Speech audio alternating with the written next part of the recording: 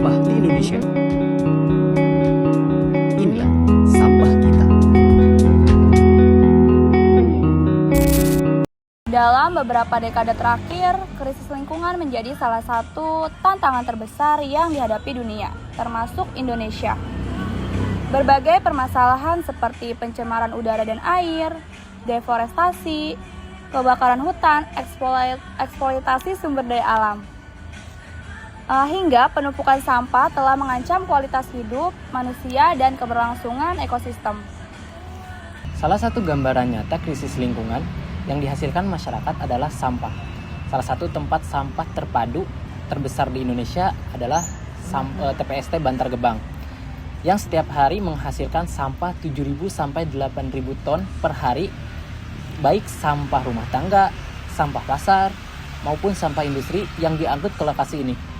Seiring terus meningkatnya pertumbuhan penduduk serta pola konsumsi masyarakat, volume sampah yang terus masuk akan terus bertambah sehingga kapasitas TPST akan semakin terbebani. Terbaru bertajuk Spotlight on the Top 25 Methane Plumes in 2025 Landfills yang dirilis oleh UCLA School of Law pada 20 April 2026. Bantar Gebang dinobatkan sebagai penyumbang emisi gas metana terbesar kedua di dunia. Bantar Gebang dinyatakan mengeluarkan emisi metana sebesar 6,3 ton per jam, yang hanya memiliki perbedaan 1,3 ton dengan TPST Campo de Mayo di Argentina. Selain menjadi kedua terburuk di dunia, TPST Bantar Gebang juga menjadi yang terburuk di Asia, mengalahkan Malaysia, India, dan juga Thailand.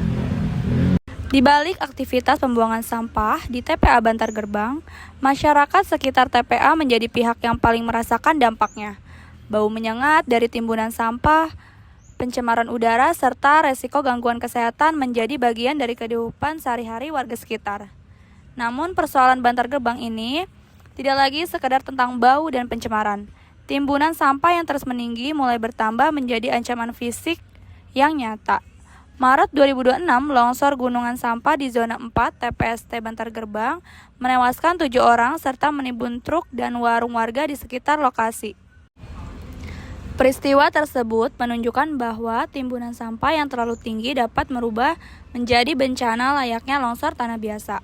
Selain itu, lindi dari sampah juga berpotensi mencemari tanah dan air di sekitar kawasan. Kondisi ini memperlihatkan adanya ketimpangan lingkungan antara kota dan wilayah pinggiran. Masyarakat perkantoran menghasilkan sampah dalam jumlah besar, tetapi dampaknya justru ditanggung oleh warga di sekitar tempat pembuangan akhir.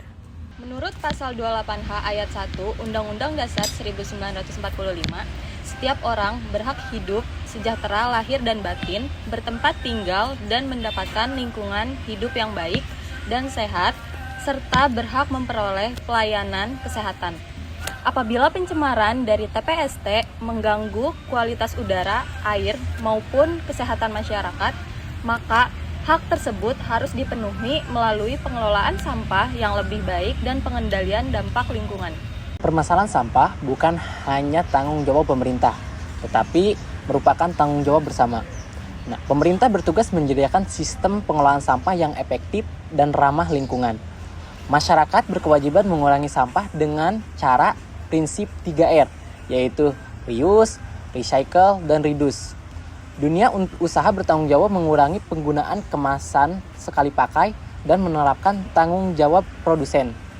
Komunitas dapat mengedukasi masyarakat mengenai pengelolaan sampah sejak dini dari sumbernya.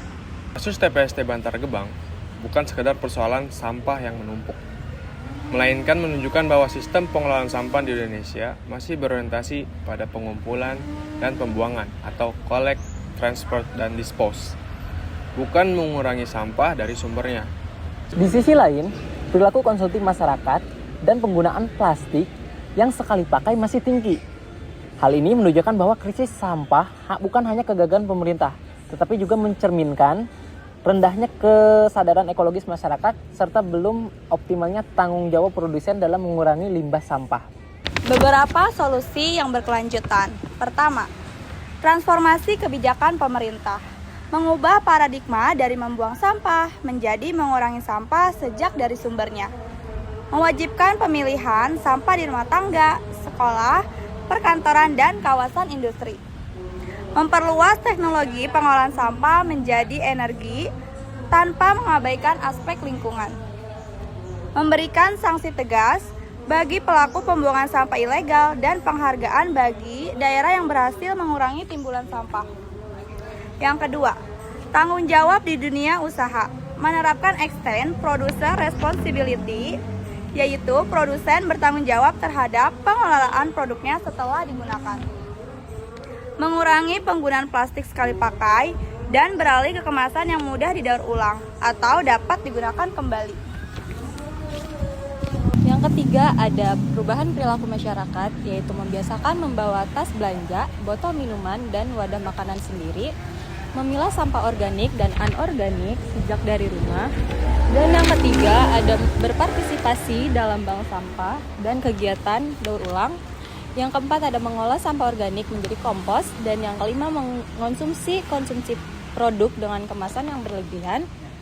Lalu yang keempat ada pendidikan dan berpartisipasi publik, yaitu memperkuat pendidikan lingkungan di sekolah maupun perguruan tinggi, mendorong komunitas, organisasi masyarakat, dan media untuk mengampanyekan gaya hidup minim sampah, dan melibatkan masyarakat dalam penyusunan kebijakan pengelolaan sampah sebagai bentuk demokrasi berpartisipatif.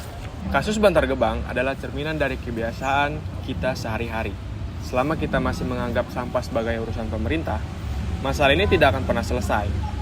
Mulailah dengan langkah sederhana, yaitu kurangi penggunaan plastik sekali pakai, lalu pilah sampah dari rumah, dan manfaatkan kembali barang yang masih layak, dan dukung produk yang ramah lingkungan. Mari jadikan pengelolaan sampah sebagai tanggung jawab bersama, bukan sekadar memindahkan bebas ke TPST Bantar Gebang. Menjaga lingkungan bukan hanya kewajiban hukum, tetapi juga wujud cinta kepada bangsa dan bentuk tanggung jawab kita kepada generasi mendatang. Kasus TPST Bantar Gebang menunjukkan bahwa krisis lingkungan bukan hanya persoalan pemerintah, tetapi persoalan seluruh warga negara. Penanganannya memerlukan beberapa tanggung jawab kolektif, mulai dari pemerintah, masyarakat, dan dunia usaha. Jika setiap masyarakat menjalankan hak dan kewajibannya sesuai nilai-nilai Pancasila, Undang-Undang Dasar 1945, dan prinsip pembangunan berkelanjutan, maka pengelolaan sampah dapat menjadi lebih selektif dan efektif, adil, dan berkelanjutan. Pesan utamanya, krisis lingkungan bukan hanya tentang sampah yang menumpuk, tetapi tentang pilihan dan tanggung jawab kita sebagai warga negara. Setiap sampah yang kita kurangi, setiap tindakan menjaga lingkungan, dan setiap bentuk kepedulian yang kita tunjukkan adalah kontribusi nyata bagi masa depan Indonesia. Mari ubah pola pikir dari membuang sampah menjadi mengurangi sampah. Karena lingkungan yang bersih bukan warisan dari generasi sebelumnya, melainkan titipan yang harus kita jaga untuk generasi berikutnya.